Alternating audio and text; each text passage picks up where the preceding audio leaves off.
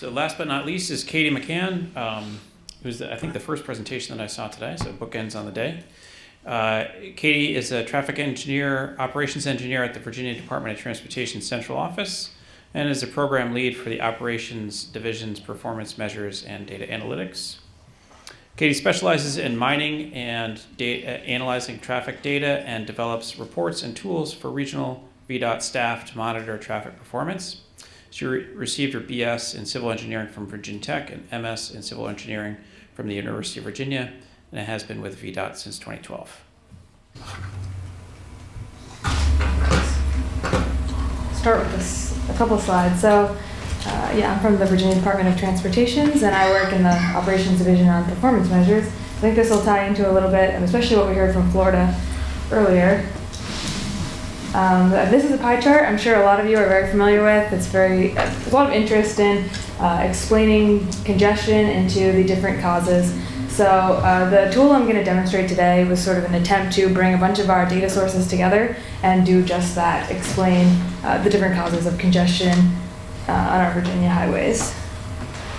So I'm going to skip to this one first. So I actually did work on a project with the Virginia Research Council, including Ram, who's here today at the conference. If you see him, he worked on the project as well, where we did look at Virginia data and make our own pie chart compared to the federal highway one on the left. This is the Virginia one on the right of interstates in Virginia for 2016 2018, where we did look at all the delay that happened and all the incident data that we had, weather, work zones, incidents, and broke it down into a pie chart like this. And the best part about this data is then we could break it down into any month, year, segment, county, interstate that we wanted and get sort of regional pie charts, which was a really awesome data set.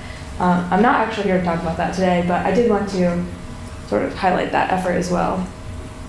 So I'm going to talk about this tool that I developed, talking about sort of the same data sources that were involved in the pie chart, but on a little different level.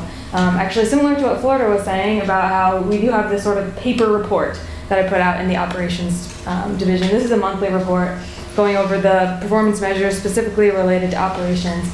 With that, it's mostly vehicle hours of delay and incident-related data for incident clearance times and related data sources. So just like they said, it's sort of a long report. It goes through each district by district, interstate by interstate, talking about these measures on Virginia interstates.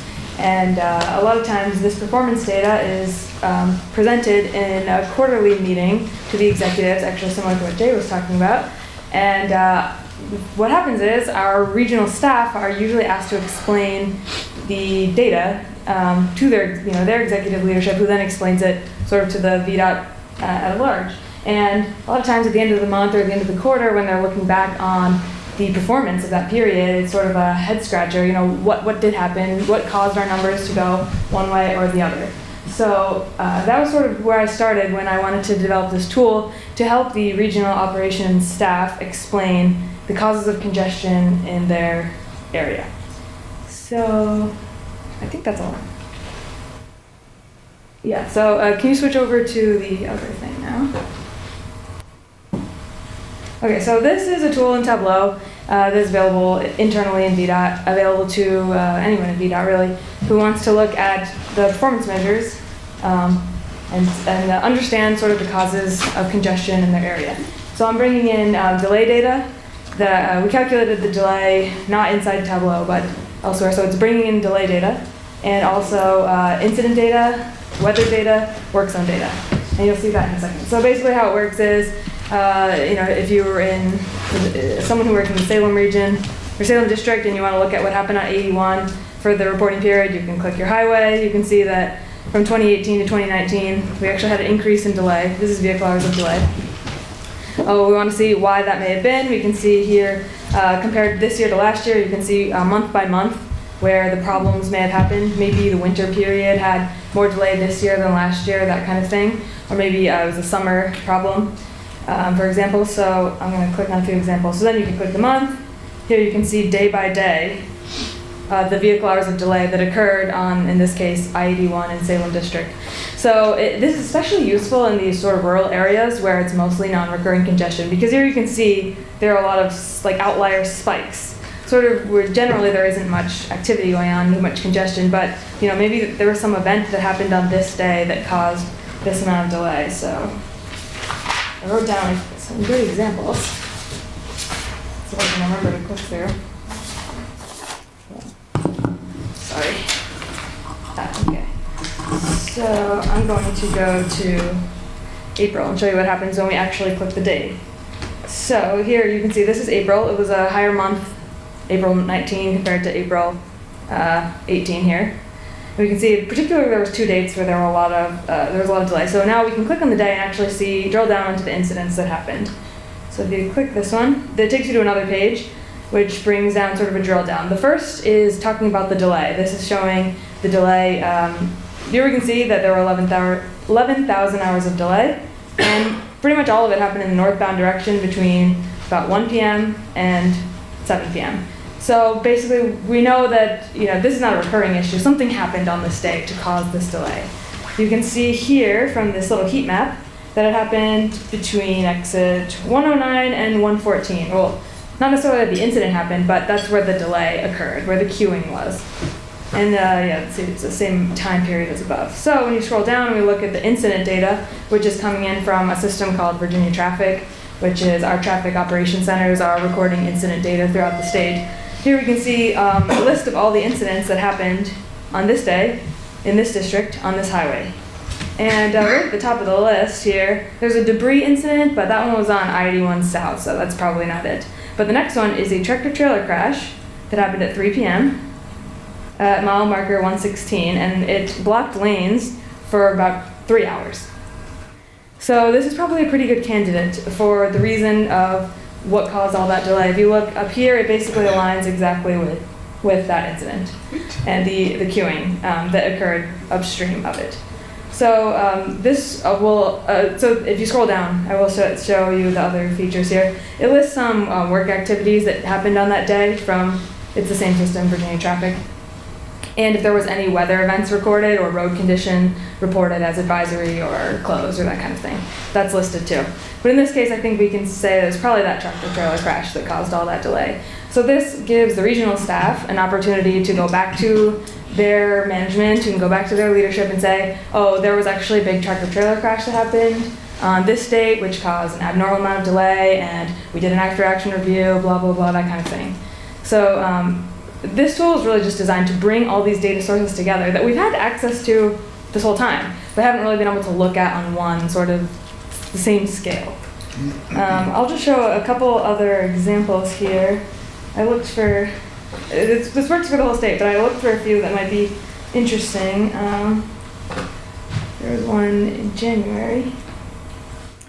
So in the winter months, we assume that it could be like weather that caused a lot of delay, maybe a lot of snow, especially in this part of the state, which is really mountainous.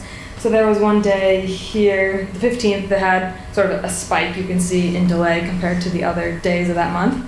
But when you look at the data here, that happened in the southbound direction in the morning,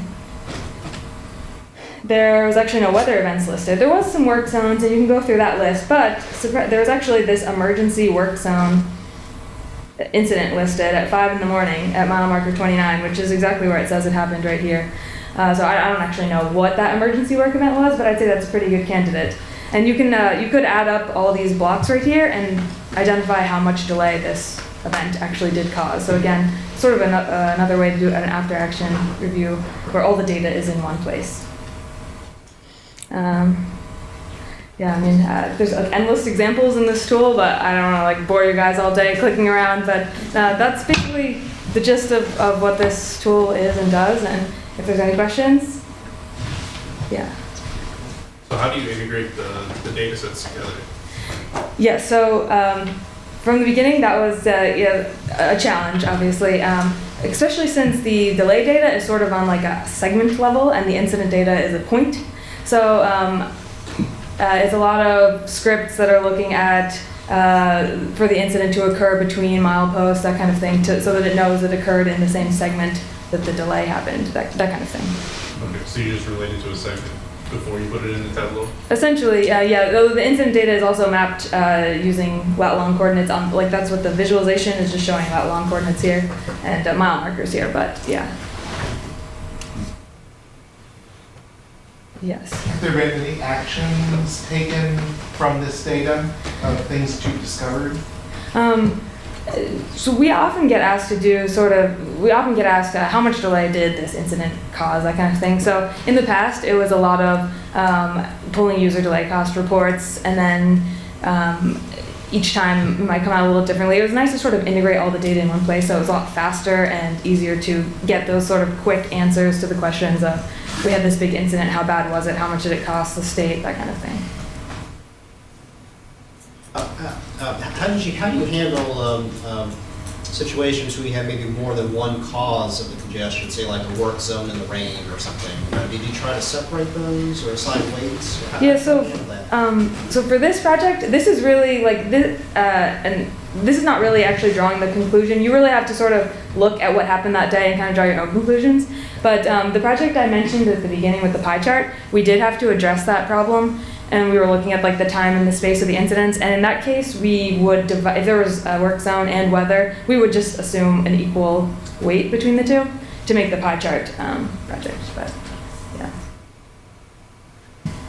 Going back to the data integration, so just to clarify from the previous question, the incident and the delay data, they are both using kind of the same reference system. It's just that one is point and the other one is just yes. segments. Is that right? Yeah, and I should clarify because I was getting a little mixed up between the pie chart project and this. So this project, the delay data is all sort of segment level, and the incident data is point. We're using lat-long, mile markers. When we had to do the pie chart data, there was a lot more integration. With pie chart project, a lot more integration was needed to get them on the same talking system. In that case, because you're looking at delay that could be caused, the incident could be here, but the delay could be in upstream segments. We did have to do a lot of referencing to say, if an incident happened here, which segments would be impacted.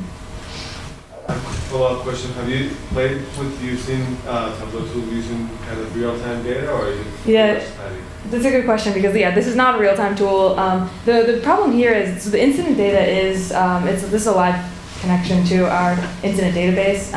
So that is, it would update every time every time that database updates. But the delay, we are doing the calculations right now, and so basically we do the delay calculations once a month. So that would have to be an issue that's worked out.